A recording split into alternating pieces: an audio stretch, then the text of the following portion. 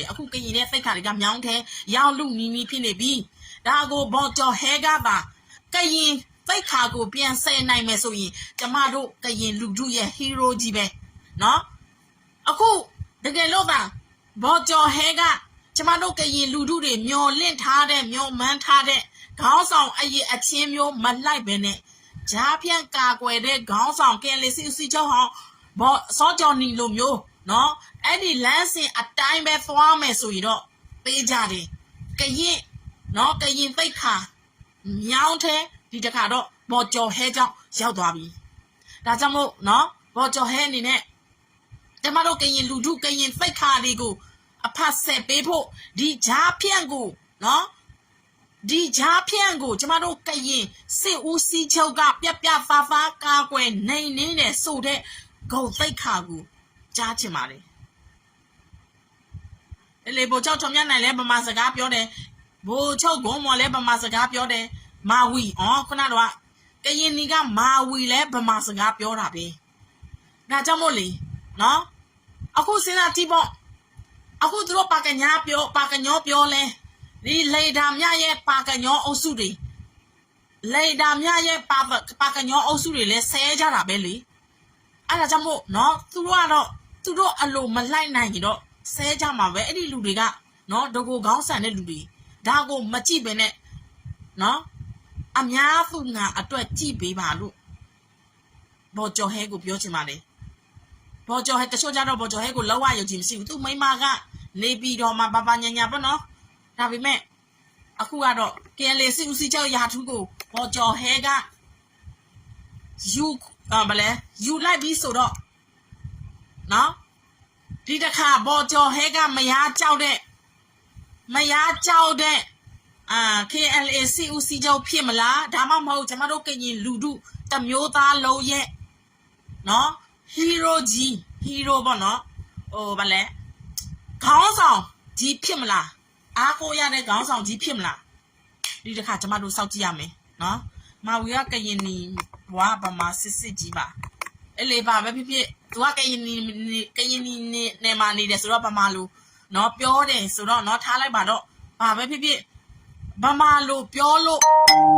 နော်ဗမာလူပြောလို့ဗမာလူမျိုးမဖြစ်သွားမှာဘူးအခုကရင်လူပြောပြီးတော့လောလဲလူမျိုးတွေဖြစ်သွားအများကြီးပဲပြီးတော့ကရင်လူပဲပြောကရင်လူမျိုးကိုချစ်တဲ့ကရင်အမျိုးသားရေးလို့ပြောပြီးတော့အခုဂျားဖြန့်မူကြီးစေဝါလောင်းကစားတွေနဲ့ကရင်တမျိုးသားလုံးကိုသစ္စာဖောက်နေတဲ့လောက်ကောင်တွေကိုနော်သူတို့တွေဗမာစကားမပြောဘူးဒါပေမဲ့သူတို့လူထုအပေါ်မှာလည်းသစ္စာမရှိဘူးကရင်လူမျိုးပေါ်မှာလည်းသစ္စာမရှိဘူးစောဘဦးရဲ့နော်မူကိုလည်းချနင်းတဲ့အမျိုးသားသစ္စာဖောက်တွေဖြစ်တယ်အဲကြောင့်မို့အတိကတော့ကရင်စကားဗမာစကားမွန်စကားပိုစကားပြောလို့နော်လူမျိုးရေးနှိပ်ကြတာမဟုတ်ဘူးအတိကတော့လောက်ရနဲ့စိတ်ဓာတ်ကအောက်တန်းကြတာနော်နောက်ပြီးတော့ဗာလဲကျွဲမဗာပြောလဲမိသွားပြီနော်အဲ့ဒီကျွဲမကတော့လေဘယ်သူမှမကောင်းဘူးငကားနဲ့သူ့ရဲ့လင်နော်လေဒါမြပဲကောင်းလေသူအခုလဲပေါ်ကြော်ဟဲကိုသူပြောတယ်နော်ဘာပဲဖြစ်သူကတော့မြက်ကန်းတော့မှစုံလုံးကန်းနော်စုံလုံးကန်းမျိုးချစ်ဖြစ်သွားပြီဒါကြောင့်မို့ကျမတို့ကရင်လူထုတွေနော်ကရင်လူထုတွေအနေနဲ့ကျမတို့အခုဒီຫນွေဥတော်လန်ရေးကပြည်သူတော်လန်ရေးပါလူထုတော်လန်ရေးပါဒါကြောင့်မို့လူထုတော်လန်ရေးအောင်မြင်ဖို့အတွက်ကျမတို့ကတော့လေနော်အတိကတော့လူပုတ်ကိုမစွဲလန်းစီနဲ့လူမျိုးကိုမစွဲလန်းစီနဲ့အခုကျမတို့တိုက်နေတဲ့တော်လန်ရေးဒီလူထုတော်လန်ရေးဖြစ်တဲ့အတွက်ကျမတို့ကရင်လူထုအနေနဲ့နော်အမျိုးချစ်တဲ့မြက်ကမ်းမျိုးချစ်မဖြစ်စီနဲ့ပြီးတော့ကိုကမြက်ကမ်းမျိုးချစ်ကရင်လက်နဲ့ကရင်တွေကိုထောက်ခံအားပေးတယ်ဆိုရင်ကိုကဂျားပြန်ကိုထောက်ခံတာနဲ့တူတူပဲဒါဆိုရင်ကျမတို့လူထုပါအကုန်လုံးကရင်လူထုပါအကုန်လုံးဂျားပြန်ကိုထောက်ခံတယ်ဆိုတော့ကျမတို့လည်းသမိုင်းတရခံဖြစ်သွားမယ်ဒါကြောင့်မို့ကရင်လူထုတွေအားလုံးနော်လောဆယ်မှာတော့ကျမတို့နော်ပြည်ထောင်စုလူထုတော်လှန်ရေးအောင်မြင်ဖို့အတွက်ပြည်အောင်အဲ့ကိုဝန်းရံကြပါနော်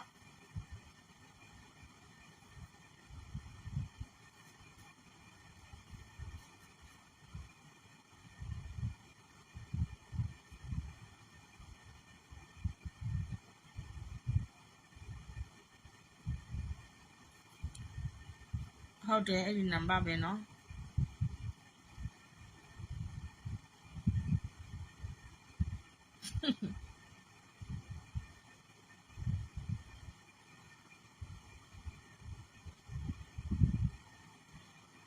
ကဲအခုဘော်ကျော်ဟဲရဲ့စိတ်ဓာတ်ဘယ်လောက်ထိပြတ်သွားသလဲနော်ဂျားဖြန့်နဲ့ဆက်ကင်းမလားခေါင်းဆောင်မှုအရေးချင်းဘယ်လောက်ရှိသလဲတော်လန်ရေးစစ်စရိတ်ဘယ်လိုရှာနိုင်မလဲသူ့နောက်ကတကယ်လို့သာဘော်ကျော်ဟဲပါအေးလိုမျိုးပြသားနော်အေးလိုမျိုးပြသားအရေးချင်းရှိခဲ့ရင်ကျမတို့ကရင်လူတွေအားလုံးနော်ဘော်ကျော်ဟဲကိုဘယ်လိုပြောမလဲနော်ဝန်းရံနိုင်ပါလေဒါကြောင့်မို့စောင့်ကြည့်ရမယ်ပြည်သူတို့လောလောဆယ်မှာတော့နော်သူတို့ဘယ်လိုစစ်ဆက်သွားမလဲကျမဒီညကတော့နော်ဒီအဓိကဒီကရင်နဲ့ပတ်သက်ပြီးတော့နော်အဓိကပြောချင်တာစဉ်းစားကြည့်လေအခုဗလကရင်လူမျိုးသွေးခွဲတဲ့လူကိုကြည့်လိုက်နော်သွေးခွဲတဲ့စကားပြောတဲ့ဗလဲစာရေးတာပဲဖြစ်ဖြစ်နော် line ပေါ်မှာပြောတာပဲဖြစ်ဖြစ်အဲ့ဒီလူတွေကကရင်မဆက်ဘူးနော်ကရင်စစ်တွေကလူမျိုးရေးခွဲခြားတဲ့စိတ်မရှိဘူးပြည်တော်စုစိတ်ဓာတ်အပြည့်အဝရှိတယ်ကျမဘာကြောင့်ဒီလိုပြောနိုင်တာလဲ2020ရွေးကောက်ပွဲတုန်းကနော်အဲ့ဒီလိုမျိုးပဲဗလဲကြက်ခိုင်ကြီးနော်ကြက်ခိုင်ကြီးကြက်ဖုံးပါတီတွေကိုကြက်ဖုံးပါတီတွေကလိုက်တော့စီရောက်တယ်နော်ဒေါ်စုကလာပြောမယ်ဆိုရင်ဗလဲဖျားစင်မပြောက်ချင်ရင်နော်သူတို့ကိုမဲပေးပါဆိုပြီးတော့သူတို့လူမျိုးရင်းနဲ့မိုင်းတိုက်ပြီးတော့လိုက်စီရောက်တယ်လူမျိုးရင်းနဲ့လိုက်စီရောက်တယ်နောက်ဆိုတော့နော်သူတို့တချို့ကျမတို့ရွာမှာပေါ့အဓိကဆိုရင် NLD ကိုထောက်ခံအားပေးကြတယ်ဒါပေမဲ့ NLD ရဲ့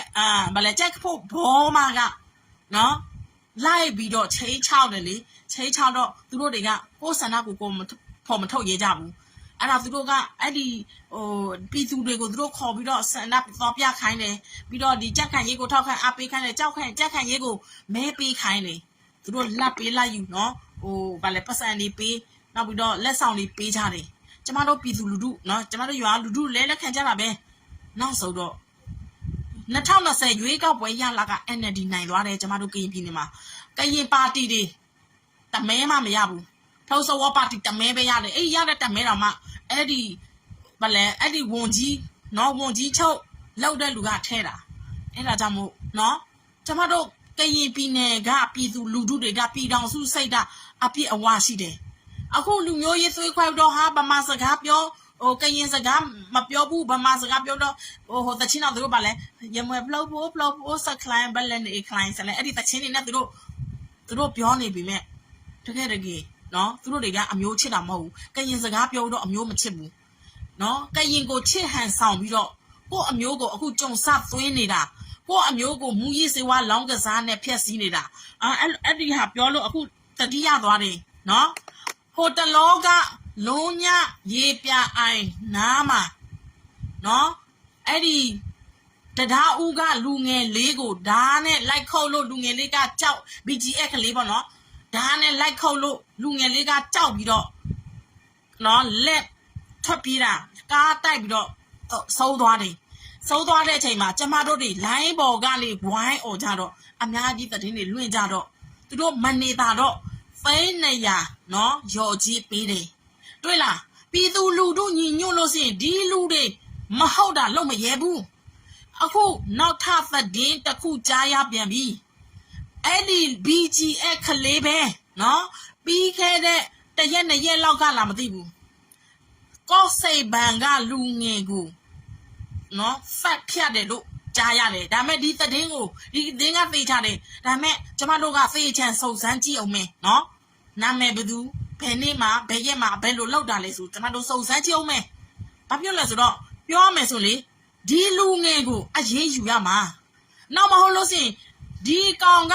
သူ့အဖေရဲ့ BGF ရဲ့အစိမ်အဝါနဲ့နော်ငွေမဲကိုငွေဖြူလုပ်ပြီးတော့ဒီငွေနဲ့ပဲဒီတရားမဝင်ဂျားဖြန့်ကရတဲ့ငွေနဲ့ပဲလူသလိုင်စင်ရတယ်လို့နော်သတ်ချင်လို့သတ်စိတ်နဲ့အခက်မသိရင်သတ်ပြီးရောချေးပေးစိတ်နဲ့အခက်မသိသတ်ရောချေးပေးအဲ့ဒီလိုဖြစ်လိမ့်မယ်ဒါကြောင့်မို့ကျမတို့ပြည်သူတွေအားလုံးနော်ဖော်ထုတ်ရမယ်အဲ့ဒီ BGF ရဲ့နော်ကောင်လေးရဲ့နော်ဓာတ်ပုံကိုကျမတို့လိုချင်တယ်ဒီကောင်ကိုကျမတို့များဖော်ထုတ်ရမယ်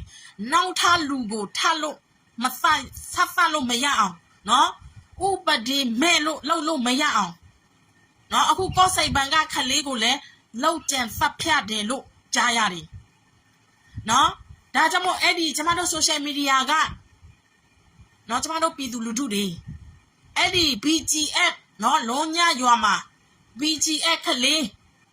အဲ့ဒီ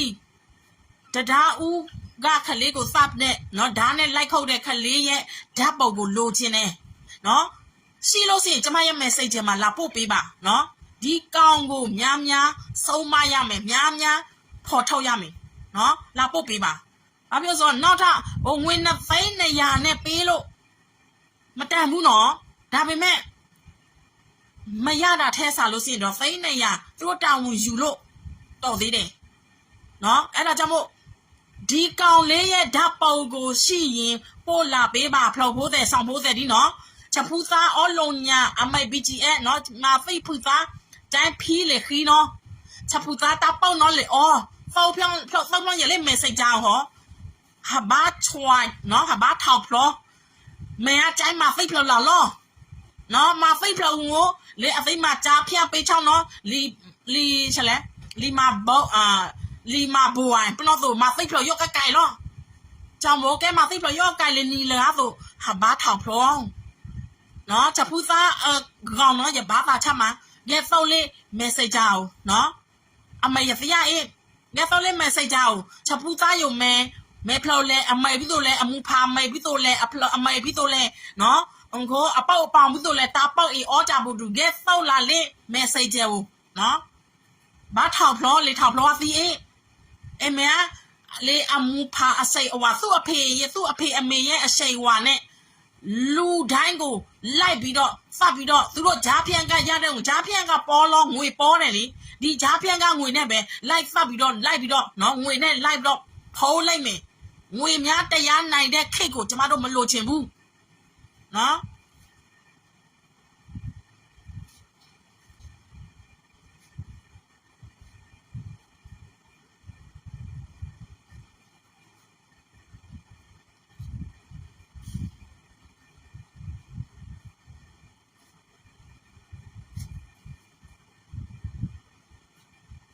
အခုရုရှားကလည်းเนาะအခုသူတို့သတင်းကြတာဟုတ်လားမသိဘူးရုရှားက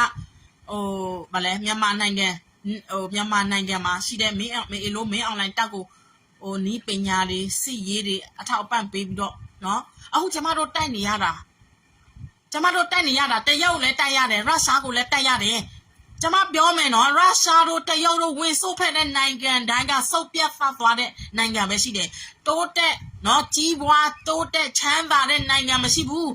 ဆီးရီးယားကိုကြည့်လိုက်ဘယ်လာလူကိုကြည့်လိုက်နော်အဲ့ဒီနိုင်ငံတွေလုံးဝမတိုးတက်ဘူးဒါကြောင့်မို့ဒီရုရှားတို့ဒီတရုတ်တို့ဝင်စုပ်ဖက်လို့မရအောင်ဒီတော်လန်ရဲ့အမြန်နိုင်မှဖြစ်မယ်ဒီတော်လန်ရေးကိုစုစည်းကြပါနော်မင်္ဂလာပါမောင်လေးနော်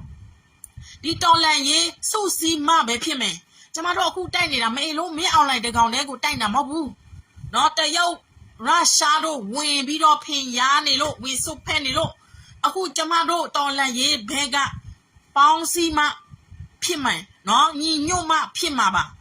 ဒါမှသူတို့ကိုနိုင်မှာ COC တခုဒီအောက်เนาะရှိမှနိုင်မှာဖြစ်ပါတယ်အဲဒါကြောင့်မို့ပေါင်းစည်းဖို့เนาะညီညွတ်ကြဖို့တိုက်တွန်းပါတယ်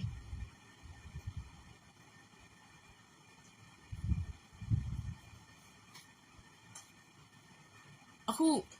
SEF ကျညာပြီးတော့မဟာလာကနေပြီးတော့မှသူအောက်ချုပ်ရေးစနစ်ကနေပြီးတော့ကနေလာတာမဟုတ်တော့ဘူးเนาะမဟာလာကအခုသူတို့ကဗန်းပြပြီးတော့နေပြီးတော့မှလွတ်တော်ကိုသူတို့ဖွင့်နေဆိုပြီးတော့အမှန်ဗန်းပြတာမဟာလာကနေပြီးတော့မှအောက်ချုပ်လို့မရတော့ဘူးเนาะဒါကြောင့်မလို့အခုခဏ